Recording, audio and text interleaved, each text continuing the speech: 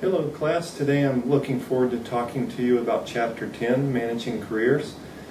I'd like to start by talking about the current career paradigm, and I think that is based on self-reliance and proactivity. After World War II, America was fairly dominant in the world economy because some of our biggest competitors had been brought to their knees through the destruction of World War II, and so there was a long period from the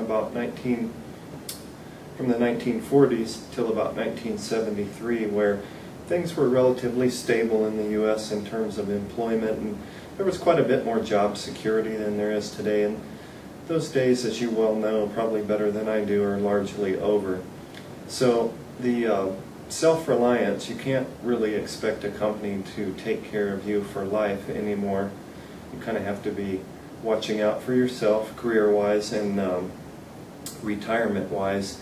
And then also the proactivity. You've got to be like a cat in today's economy, ready to land on your feet if you fall. In other words, if your company does poorly and has to downsize or closes up altogether, you've really kind of always got to be thinking of two things. One, how can I do a good job at my current job and maintain a good standing here? And then secondly, what am I doing to build my skills and make sure that I stay marketable if and when something happens with this position? So not necessarily a nervous or high uncertainty mindset, but just a realistic attitude that I need to perform my job well here to ensure that if there is a downsizing, I'll be seen as a valuable employee that the organization will want to keep. But I also need to keep building my skills, keep building my network, documenting my skills and abilities through my resume and other means that will help me land on my feet, so to speak, if it does become necessary to find another job. I like the way Cassio says it. He says, in this new world, the ultimate goal is psychological success, the feeling of pride and personal accomplishment that comes from achieving your most important goals in life. And I think that's where a lot of contemporary employees are. They seek psychological success more than the big corner office with the fancy furniture or the large paycheck. Some people still certainly desire those things, and it can feel good to attain some of those things, but I think figuring out what psychological success looks like for yourself is important. And I think the managerial implication is that it would be important for you as a boss to find out what psychological success looks like for your employees. So that's back to the adage we've mentioned before, know your employees, and this aspect of knowing your employees encompasses finding out where they want to head in life, what psychological success looks like for them, what they aspire to. That leads into another topic that you may never see in a management textbook, but I think it's probably worth talking about, hopefully somewhat interesting, and I'll try to make sure that it ends up being useful as well. I draw upon the psychoanalytic literature for this. In my studies, I've discovered these concepts called possible selves. So according to this framework of thinking, you can agree with it or disagree with it, but it does offer some potential usefulness to put on these lenses for a moment. The topic is possible selves. So if you want to think about this for a minute, we all have these different selves that we can think about and benefit from. So I'll start with the first self that I'll talk about the least, is fantasy self. So we all may fantasize about people that we would like to be at some point, and I think probably younger people tend to do that more, but it's always kind of an escape to think about these fantasy selves that we could be. And those really probably aren't too important in the workplace, so there's not a whole lot of management implications from that. People who spend too much time thinking about a fantasy self probably would be kind of withdrawn from normal society a bit too much and a little bit unhealthy in their relationships with other people in the outside world. So fantasy self was the first one. Another one is the ought self. There's the feared self, actual self, and ideal self. So I will go back.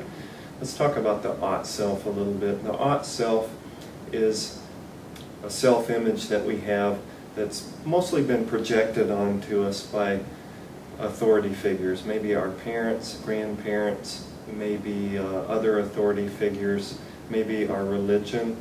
So these would be expectations that have been projected onto us by others. So this is who we feel that we ought to be or ought to become. So it's a lot of those parental messages that we receive.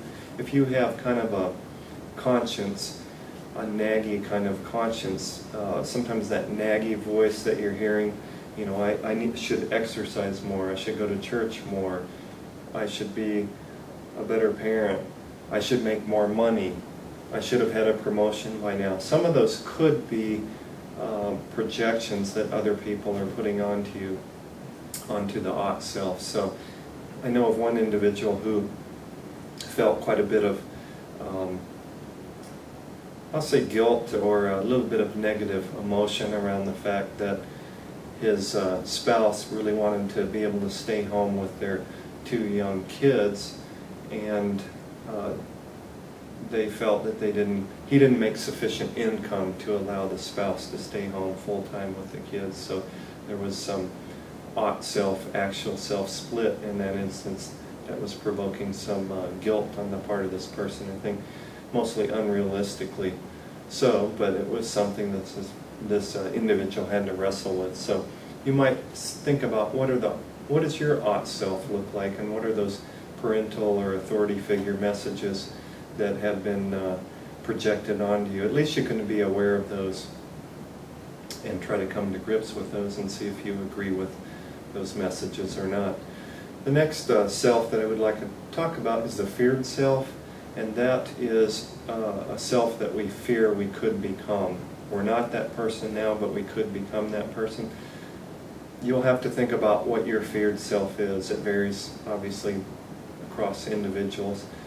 Perhaps maybe there's an alcoholic in one's family. Maybe a feared self would be that I might become that, also a drug abuser or alcoholic like that other family member. Maybe a feared self about not being able to stay employed and keep a good job, or any number of things. It's a self that you think you could become but fear becoming. The next self is the actual self. So this is how we actually see ourselves. So when we take off the rose-colored glasses, that's slang for when we look at ourselves realistically, not harshly, but not leniently, and kind of consider who we are. That is the actual self-image. And then last, the ideal self. This is who we ideally aspire to become. So this is certainly different from fantasy self. Fantasy self is when we kind of have these fantasies about wanting to fly or be in a rock band or some kind of crazy fantasy that's fun to think about but not realistic. Ideal self it's much more realistic. So it's kind of like who we ideally hope to become, who we aspire to become. One person that I read said that it's kind of like the ideal self is like the North Star. In the old days, navigators could use the North Star as a guide point to navigate by.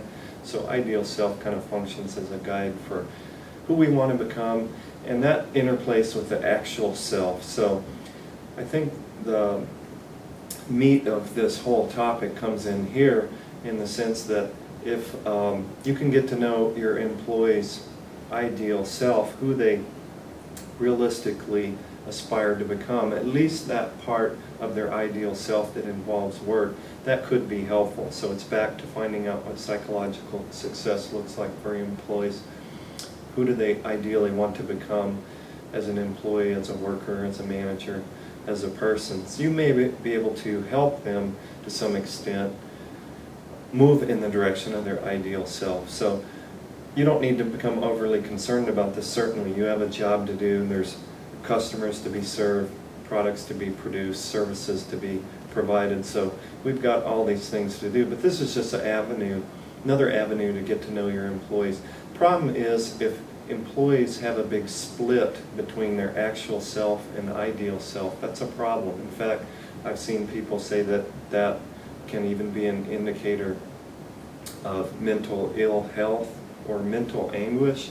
So in other words, it can be quite painful when somebody has this ideal self that they are aspiring to become, and their actual self is far from that. Can be a source of immense stress. It can lead to depression. So it's not a good thing. So to the extent that you can find out what employees want and help them move in the direction of that, you will be seen as a very helpful, very good boss, actually. Boss that cares and does what he or she can to help employees manage their career and have a better life. I do agree with that if you have ever experienced a big split between your actual self and ideal self, it's a pretty painful situation. So definitely it has career and career management implications for you and for your employees. All right, don't want to belabor that, so it's probably a good idea to move on to another topic. Cascio talks about ways that you can mesh employees' interest with the organization's interest, and this goes all the way back to Douglas McGregor, the individual who came up with Theory X, Theory Y, among many other contributions, as well as the hot stove rule. Very big thinker.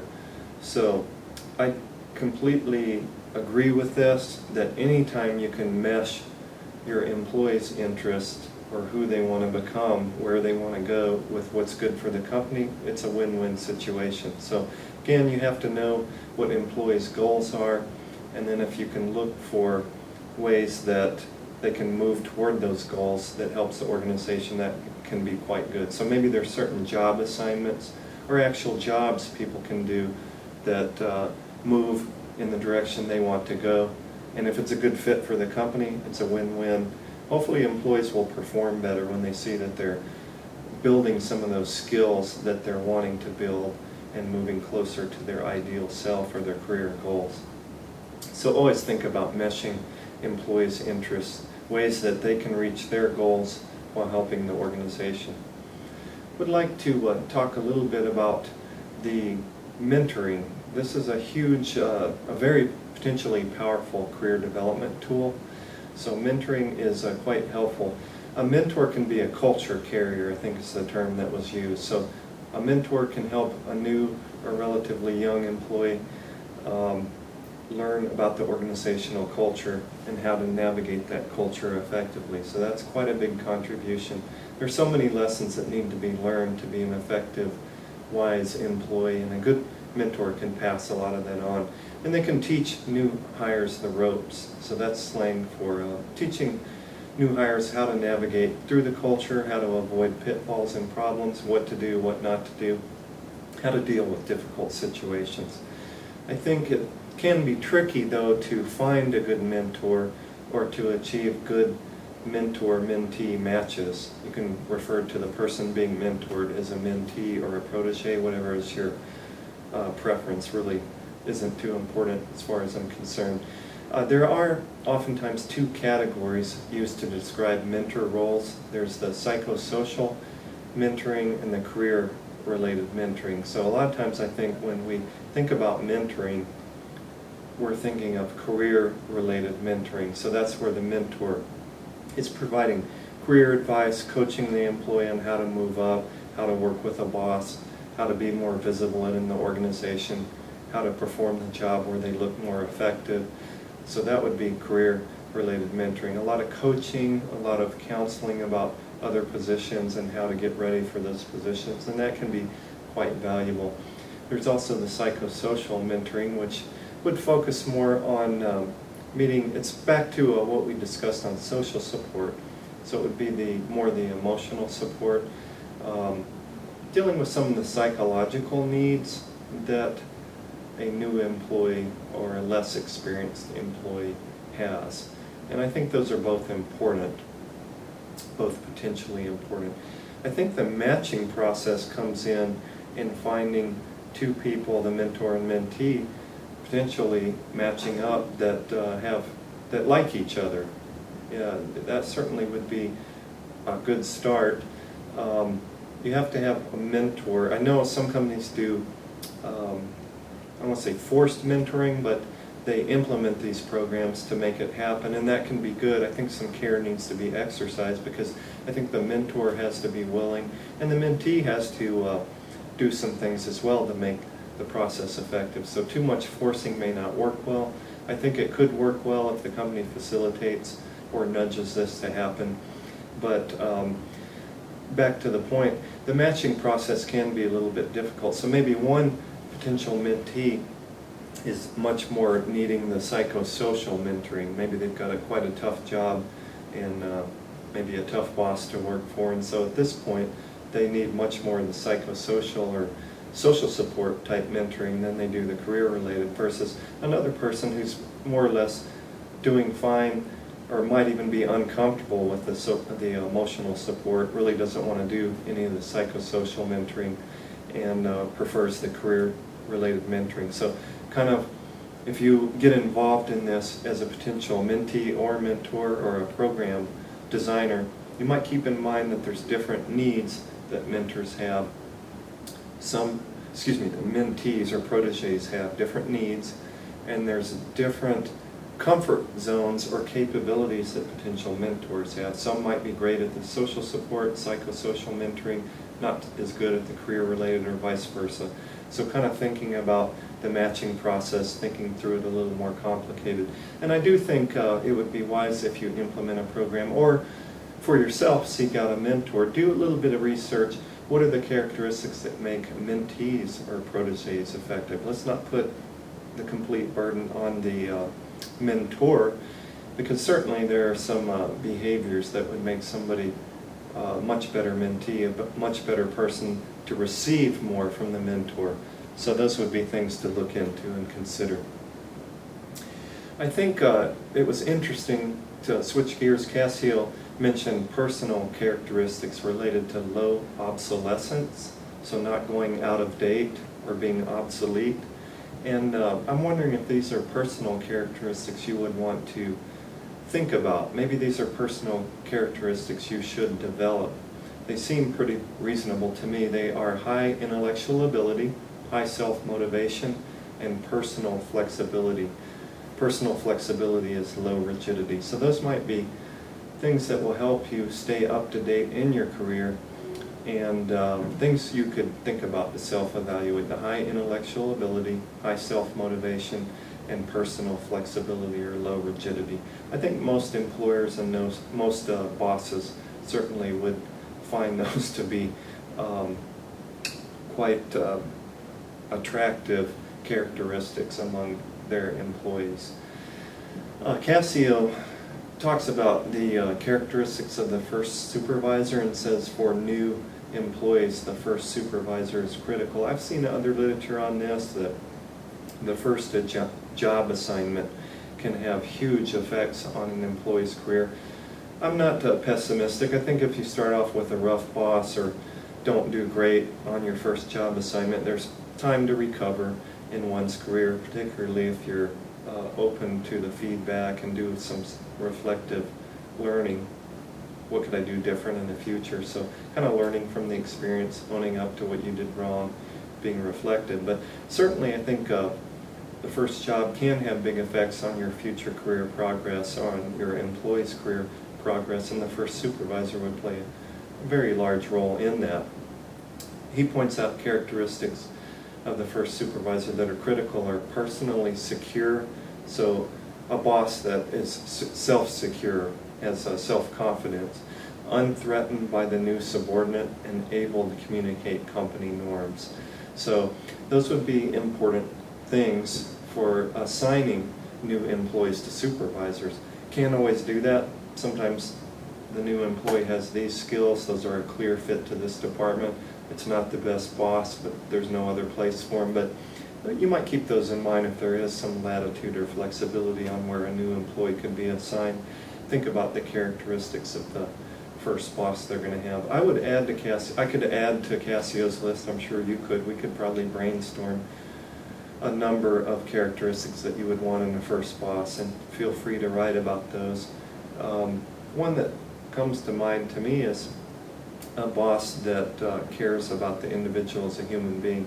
Oftentimes you can't know that early on Sometimes you have to assign the new employee to the boss. You don't know if they're going to like each other or how this new supervisor will take to or relate to this new person. But certainly if the boss is somewhat, just a little bit more than a boss, somebody that actually cares about the person as a human being, that would send some strong messages, kind of build some underlying feeling of support for this new employee that's probably going to be struggling in many instances to develop and adapt to the world of work or the new organization. So implication is assign new employees to supervisors carefully. I think another point I would like to shift gears toward is on managing careers. Maybe don't force people to move upward in the organization to higher level positions.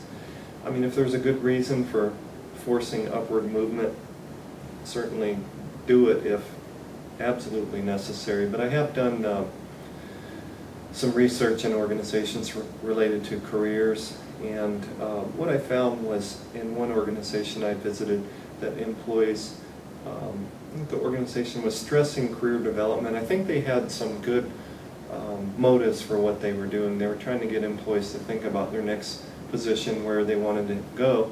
But I know some employees felt pressured to always be thinking, okay, what's my next position? They want me to fill out this report on my career goals, and I'm very happy where I'm at. I'm a very effective employee in my present position. I like my present position. I don't at this time aspire to a higher level position. Some of the employees felt that was almost regarded negatively, to not be saying that you aspired to a higher position. So sometimes those people that aren't necessarily ambitious to move up but are doing a good job in their current position can be quite valuable. And so kind of keep in mind that not everybody has the same aspirations, but they can still be good organizational contributors. I think this kind of leads into something called the Peter Principle. This is a term probably from the 60s, may even date back to the 1950s. It's kind of one of those truisms. Is it a major part of management literature or what you should think about on careers? No, but I thought it was worth mentioning. It's kind of interesting. Peter Principle is that people rise to their level of incompetence. So think about if you've ever seen that. People rise to the level of their incompetence. So in these previous organizations where it was all about starting in a corporation when you were young and then moving up the career ladder for the next 30 or so years, the phenomenon related to this was that this one individual, Peter, that was observant, noticed that people get promoted. So I'm good in my current position, I get good performance ratings, that helps me get promoted to a higher level position. Again, I get in there, maybe have to do some learning, eventually master that job. So I'm still within my capabilities. I get promoted again because of my good performance on the second job, and work hard, learn this job.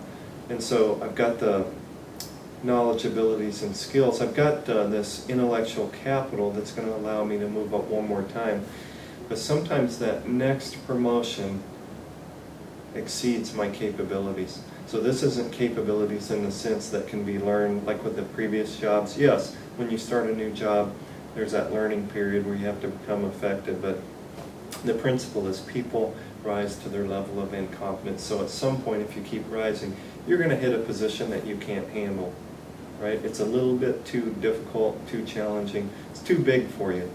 I don't think that's necessarily true, especially if you know yourself. We keep talking about know your employees, but I think it is extremely helpful, back to the possible selves, knowing your strengths, being reflective, learning from experiences, knowing your interests. I think these things can help us avoid the Peter Principle personally, and certainly we want to make sure that we don't promote employees to their level of incompetence, make sure that they're ready for that next level. So I think knowing oneself would be quite important in avoiding the Peter Principle. And I think there are career interest inventories that can be useful for employees or maybe for yourself that help you learn what your interests are. There's a number of diagnostics out there. You can do some research talk to experts on that, learn how to figure out where your career interests lie. One term that I found interested is motivated skills. So you might do some diagnosis of the skills that you enjoy using at work. So we all may have a package of skills that we have that we're good at, but there's a subset of those that are called motivated skills. These would be skills that we enjoy using.